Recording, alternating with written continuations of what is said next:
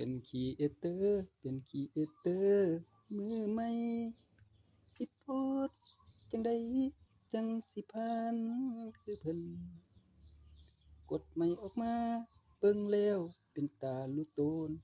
ข้อยละอยากโตนพ่นลงไปดินแด่วๆจั่งใดน้อเพื่อให้ของเฮาพากันโพสต์ได้กินข้าวยามใดล่ะเจ้าจั่งสิปัง กูรู้เพิ่นเว้าก็ให้ซุมเจ้าฟังเจ้าสิได้ดังลงคลิปไปได้แตกแสน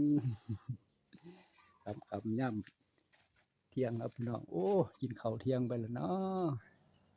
ลงคลิปไปก็ขอให้ปังๆเด้อพี่น้องทักทายยามเที่ยงนะครับ